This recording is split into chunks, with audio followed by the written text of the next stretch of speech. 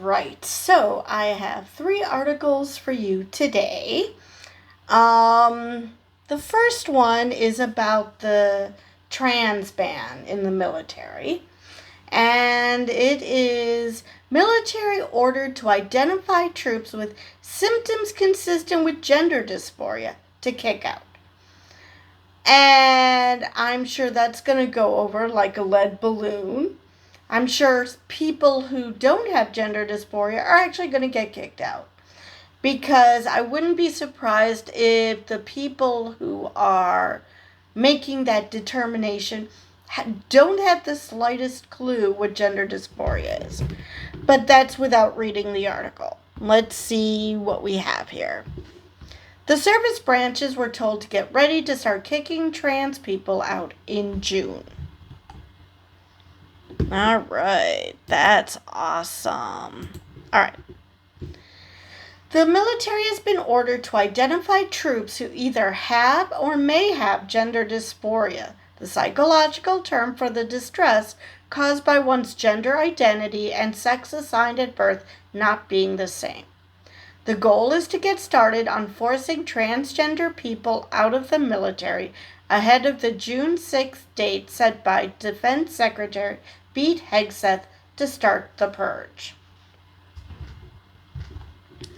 Earlier this month, the Supreme Court ruled that the administration could start forcing transgender people out of the military, while several legal challenges to the trans military ban are being heard by lower courts.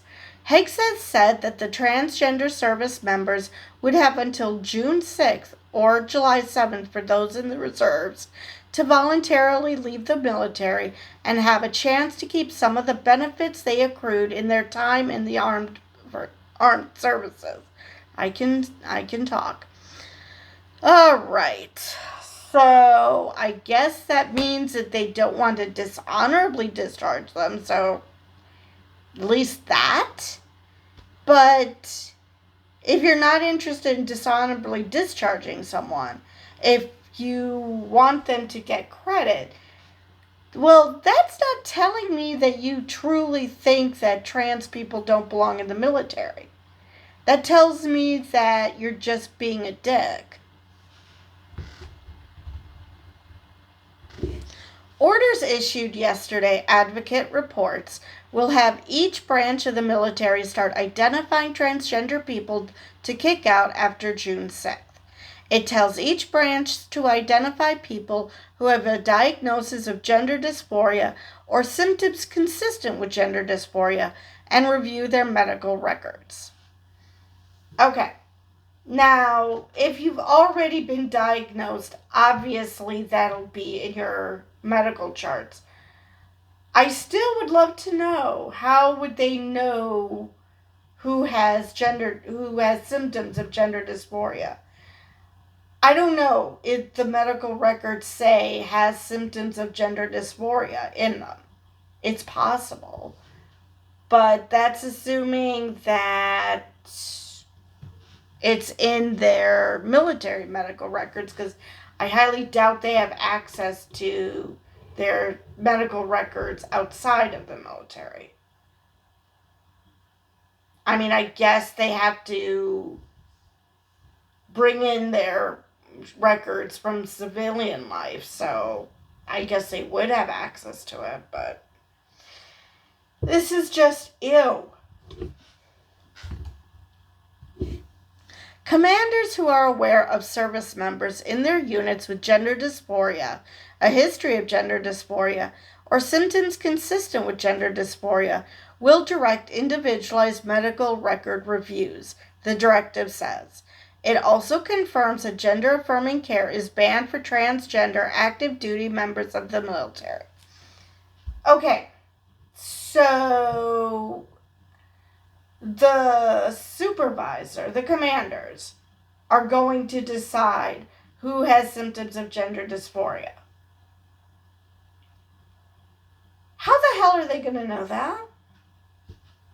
Seriously.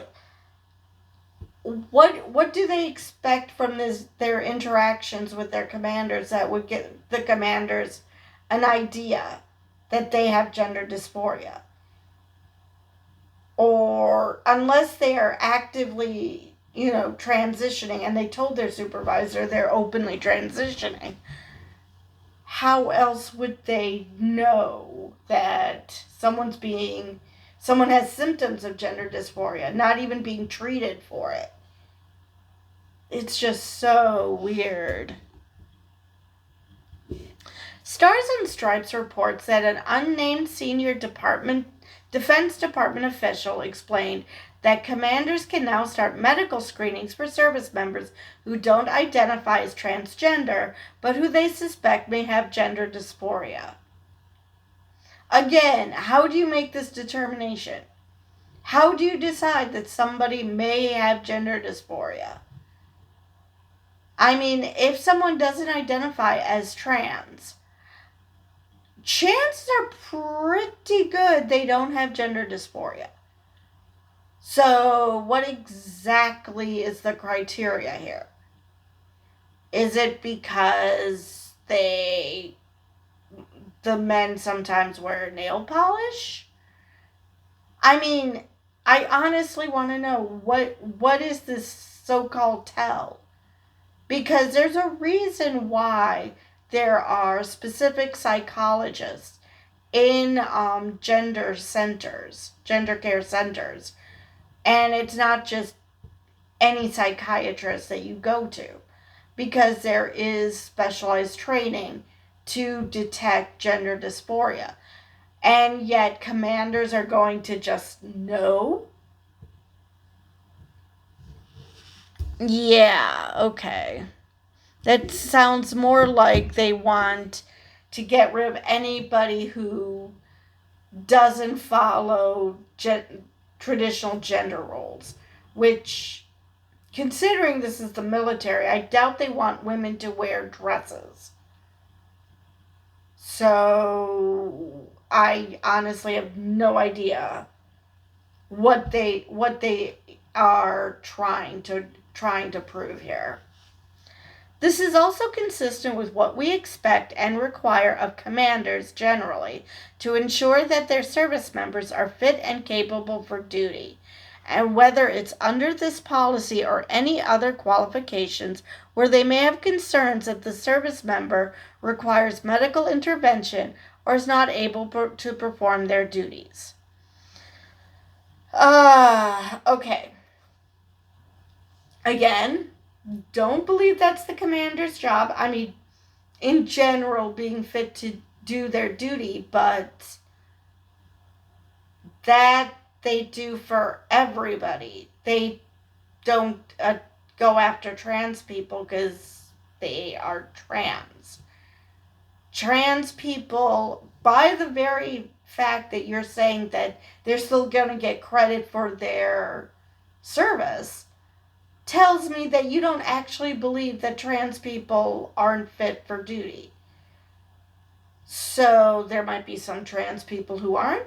There could be cis people who aren't. That just happens.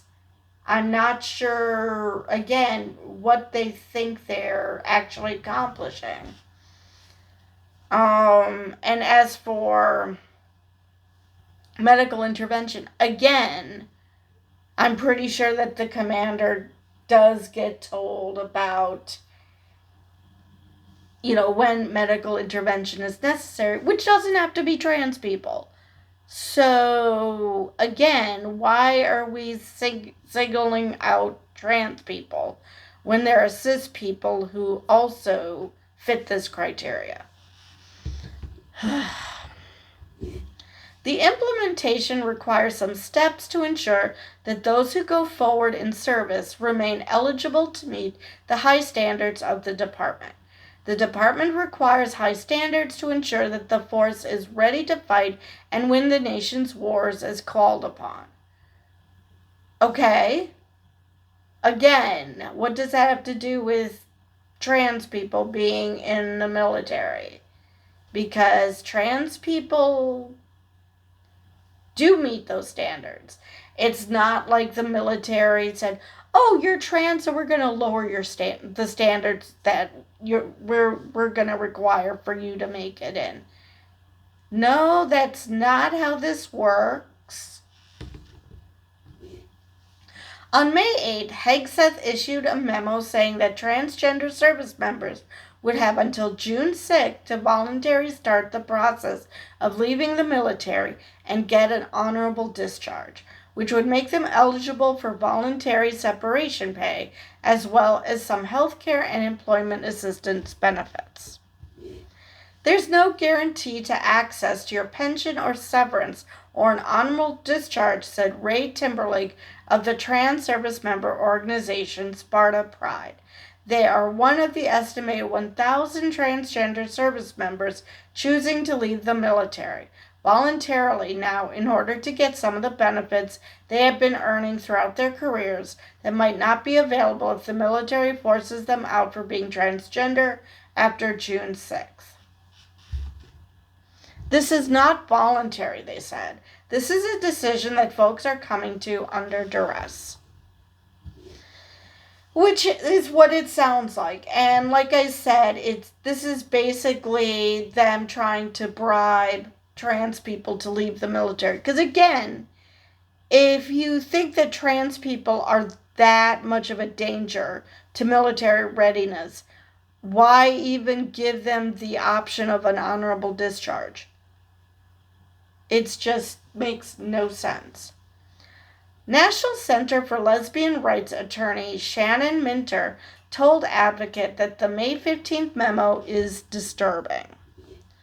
From the beginning, this policy has been implemented in a rushed and chaotic manner that is completely unnecessary and deeply disrespectful to these service members, who deserve at the very least clear information and an orderly process so they can make informed decisions that will have such a profound effect on their lives and their families, he said.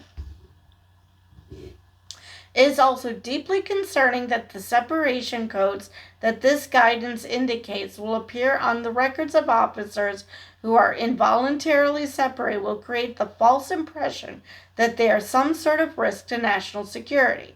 This is grossly untrue and will needlessly limit their civilian employment opportunities. Exactly. So, and this idea that they are going to kick anyone out who they suspect has gender dysphoria. Again, what is the criteria? Because unless they're looking at a psychiatrist's notes and that it just happens to say something to that effect, how are they going to go about this?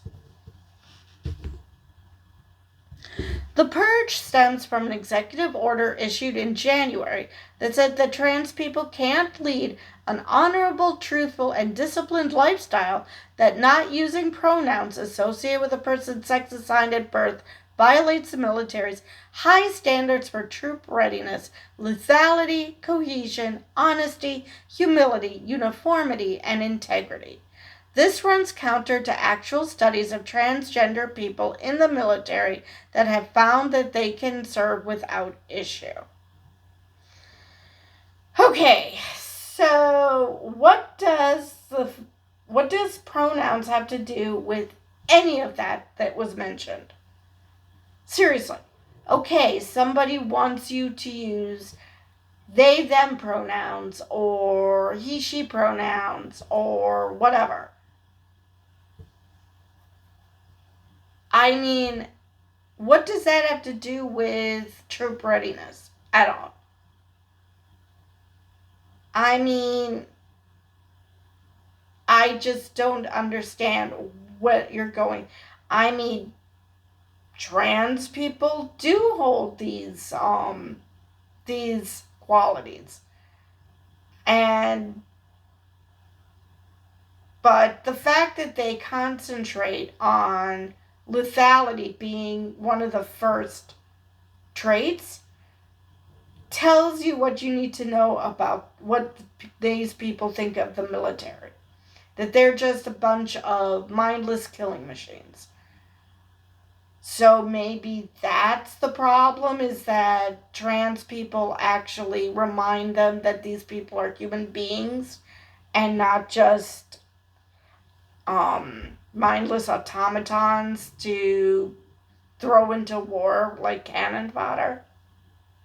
I I honestly have no idea, because people have said that trans people can serve just fine. So I honestly have no idea what the problem is. What is this obsession with pronouns? The executive order led to several lawsuits challenging it, including a lawsuit filed in Washington state brought by 7 transgender service members and 1 trans person who wants to join the military. A federal judge in that case issued a temporary injunction, blocking the Department of Defense from implementing the ban while the court heard the case. Trump's Department of Justice appealed the injunction, but the U.S. Court of Appeals for the Ninth Circuit refused to lift it, so the DOJ appealed to the Supreme Court, which lifted the injunction earlier this month, which again was just temporary as the case is still being heard. But still, not great. Stars and Stripes reports that there are around 4,200 service members with a diagnosis of gender dysphoria. So, if for no other reason, if you don't really care about human rights, that's a lot of service members that we will be losing. So, in an age where the military is having a hard time recruiting bodies, they're going to kick out thousands of people simply because the administration finds them icky. And not because they actually have performance issues, which has been agreed with the military that, trans people serve just fine. So it's just so very stupid that we're getting rid of people for absolutely no reason when we have a hard time finding bodies to serve at all. Just beyond stupid. Anyway, that is the first article I have for you. So my second article is kind of a extension of the first one, but this involves the UK. Woman had a 56-year criminal record for being lesbian, and she didn't even know it. Nobody told me, she said. Seriously, how can you accuse someone of a crime, in this case of daring to be a lesbian, and you never actually said anything to the person? That is just messed up. A woman expelled from the United Kingdom's Royal Air Force, or RAF, in 1969 has been carrying a criminal conviction for being a lesbian for over 50 years, and she didn't even realize it until recently. Liz Stead, 78, was thrown out of the RAF when her superiors discovered a love letter from her then-girlfriend, the BBC reported. More than 5 decades later, the expelled veteran discovers she was also given a criminal conviction for perceived same-sex sexual activity upon her dismissal from the RAF. She'd unknowingly lived with a criminal record for most of her adult life, which tells you how dangerous of a criminal she actually is. Stead said she was astonished to learn of the conviction. I can't think of how it is on my records, and I've never known about it, she said. Stead discovered the criminal conviction last December when she applied for a program that awards financial redress to LGBTQ+ members of the UK's military who were expelled during a long-time ban on their service. Stead's application was denied. That's when she learned that along with her expulsion, she'd been convicted of being a lesbian and had a criminal record saying so. Seriously, how the hell do you get convicted? She obviously did not have a trial. What's going on? I can think of one job where it might have been the reason I didn't get it, Stead said. I've worked in local government most of my life, and I have to wonder, had they known about this, would I still have had that job? Probably not. She was advised she had to apply for a pardon by the government's home office before making her financial redress claim. I didn't know anything about it, so I had no idea what the pardon would be even for, but I was told it was related to same-sex activity. Stead said that Stead said that previous to her dismissal, she served in the RAF for 3.5 years and had an exemplary record. But after the love letters from her girlfriend were discovered, everything changed. Stead was interrogated by the Special Investigation Branch, the detective arm of the military police, which heavily focused on investigations on same-sex sexual activity at the time. She was subsequently expelled from the military. Homosexuality was partially decriminalized in the UK in 1967, 2 years before her expulsion, but a military ban remained in effect until 2000. Stead became one of 40 people in England and Wales who've had similar convictions erased since 2023, when the government's disregards and pardons program was expanded to include women, another discriminatory after effect of the original ban. Now, what I'd like to know is if this was just a military conviction, why is that affecting her civilian life?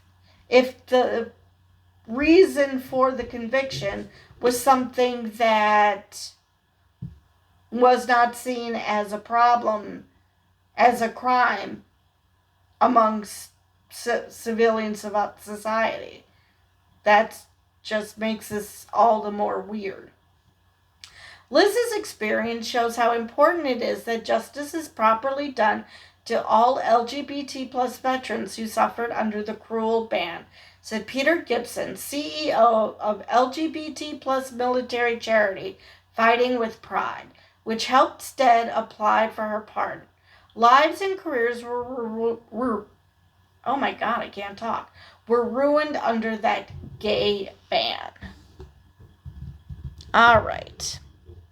So that is the end of that article. So, yeah, that's just, I don't know what else to say about that. That is just bizarre. So, my final article is not really about, even though this particular student in the story is trans, and LGBTQ Nation has to identify people as being part of the LGBT plus community, even though it has literally nothing to do with the story. So, but here we are. NYU withholds trans students' diploma for condemning Gaza war in graduation speech. Are you kidding me? There is nothing wrong with that.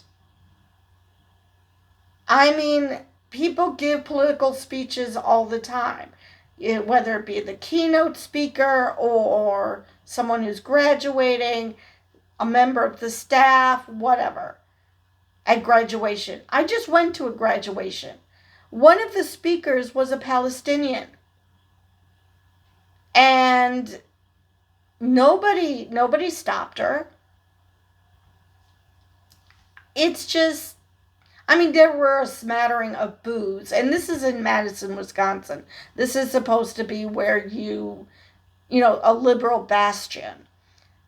And so there were a smattering of boos, and whenever you could hear the boos, it was completely drowned out by cheers, as it should be. But Nobody had a problem with it. There were talks of politics and at the graduation. I mean, this is supposed to college is supposed to prepare you for real life. So politics is a part of that. Why are we being dickheads about this? Anyway, the crowd applauded, but administrators were likely worried that the U.S. president would notice if they didn't take action against the student.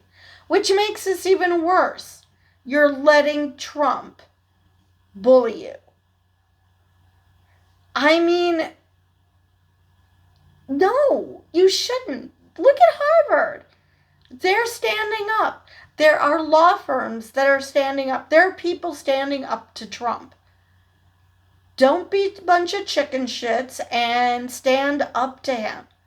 He is losing in court. It's not like he is actually able to do the threats he's trying to do. And even if he did, I mean, think of the damage to your reputation. Because Trump will eventually be gone. And things will go back to normal. But people are going to remember what you did. People are going to remember those who stood up to the bully and those who kowtowed to the bully. And yeah, you're probably not going to get the reputation that you had before. Because people are going to remember what you did. All right. New York University administrators are withholding the diploma of transgender undergraduate student Logan Rozos after Rozos condemned the atrocities currently happening in Palestine during his commencement address. All perfectly reasonable, because that's exactly what is happening. Actually, I think even Trump recognizes it because he's, basically been treating Netanyahu as persona non grata. So it's entirely possible he agrees. Actually, I know he agrees. That's why he wants all of Palestinians out of Gaza, because somehow the land is just coming out to kill them. Not that the Israelis are doing it, but at least he understands that Palestinians are dying in Gaza. It's very bizarre. According to the NYU Senior Vice President for Public Affairs and Strategic Communications, John Beckman, the university is withholding Rozos' diploma pending disciplinary actions, in which Beckman accused Rozos of misusing his role as student speaker to express his personal and one-sided political views. What the hell? This is his commencement speech. Who says that he has to mention two sides of a political view? This isn't a debate speech. This is a commencement speech. Of course it's his views. People know it's his views. It's his fucking commencement speech. I mean, how transparent. It's obvious that you're just throwing shit at the wall, hoping something will stick. Which I'm sure is making your reputation in your students' eyes and potential students' eyes go down the drain. Because you can't even pretend to come up with a good excuse.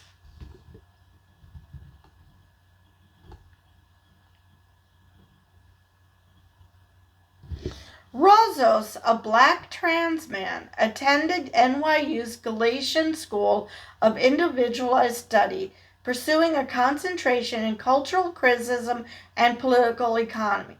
So he not only did a speech condemning the genocide, that was literally his major. It becomes even more dumb. He is also an actor, best known for his debut role in the award-winning series David Makes Man, and was listed as one of Glad and Teen Vogue's 20 Under 20 list of LGBTQ plus changemakers in 2020. Razos is also the narrator of several trans-themed audiobooks. Razos was announced as a student speaker for the Galatian commencement ceremony last month. In his speech, he said, "As I search my heart in addressing you all today, my moral and political commitments guide me to say that the only appropriate thing to say in this time and to a group this large is a recognition of the atrocities currently happening in Palestine." His statement was met with applause by the crowd. He continued his speech. "I want to say that the genocide currently occurring is supported politically and militarily by the United States, is paid for by our tax dollars, and has been live streamed to our phones for the past 18 months. I do not wish to speak only to my own politics today, but to speak for all people of conscience and all people who feel the moral injury in this atrocity." Despite Razos' anti-war speech being met with cheers and applause from students across the auditorium, some pro-Zionist organizations condemned his speech, including End Jew Hatred. That's kind of ironic. You want to end Jew hatred, but you're going to insist that Israel good, Palestine bad, and that any recognition of what's happening in Palestine somehow makes you anti-Semitic. You're actually begging for anti-Semitic violence to happen against you, because you're being really unreasonable. There's nothing wrong. I mean, are you going to go over to Israel and complain that those who are protesting the war, and considering Netanyahu said that even if Hamas releases all the hostages, they're still going to continue bombing and destroying Gaza? Are you going to go there and call those who protest the Netanyahu government, are you going to call them all anti-Semitic? Seriously, a lot of these Jews who are standing up and saying that what's happening in Gaza is just beyond the pale, they have had family who were killed in the Holocaust. It's not like they're anti-Semitic. It's not like they hate Jews. They hate the Israeli government, but that is not simply all Jews.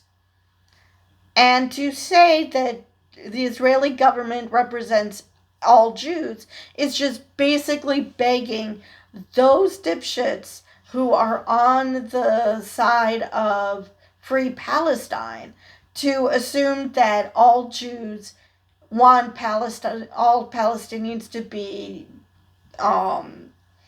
killed, and so act accordingly.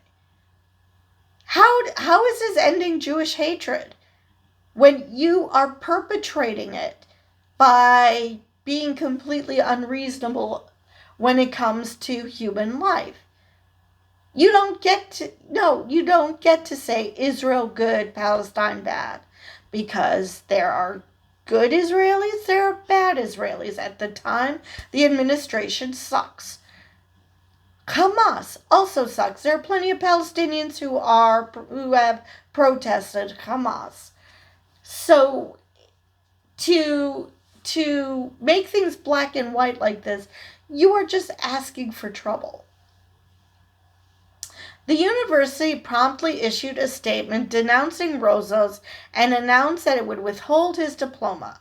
Additionally, Razos' student profile has also been taken down from NYU's Gallatin website. What exactly is that going to do? Graduated already? Oh my God. NYU's actions occur as the U.S. president has accused institutions of higher learning of not doing enough to combat on-campus anti-Semitism after the widespread protests against Israel's actions in Gaza. The president has used anti-Semitism as a pretext for threatening to withhold federal funding from universities that don't agree to his demands. His demands have included banning face masks on campus, expanding powers for arresting student protesters, and controlling administrative oversight of Middle Eastern studies and other areas. That's the other thing. If NYU thinks that this is really about anti-Semitism and not just being able to control what universities teach in general, then I just don't know what to tell these people. Again, they are currently shutting out Netanyahu. He is currently persona non grata with the Trump administration. By your very logic, by this end Jewish hatred logic, he's anti-Semitic, which actually I think he is, but that's beside the point. Just because you do not like the government does not make you anti-Semitic. Hating Jews makes you anti-Semitic. Demanding violence against Jews makes you anti-Semitic. Not, let's treat Gazans like they're human beings. Around August of last year, Around August of last year, NYU updated its student conduct guidelines to denote terms like Zionist as a form of discriminatory speech. A Zionist is a person who believes in the development and protection of a Jewish nation in what is now Israel. However, the term has been used pejoratively to criticize one's support for the Israeli government's racist or colonialist actions against Palestinians. As a result, some consider the term to be anti-Semitic. There's a problem with that. Now, is it used pejoratively? Absolutely. But, okay. Is it used pejoratively? Yes. Are all Zionists, rah, Israel can do no wrong? No. No, they are not all like that. They think that Israel should exist, but at the same time, they also think Palestine should exist. They think that Israel shouldn't be in the genocide business since they love to pound their chest about how many Jews died in the Holocaust. You don't get to pound your chest and say what victims we are, how horrible people have treated us over history, specifically the Holocaust, and then do the same fucking thing to other people. Come on, guys. What the heck?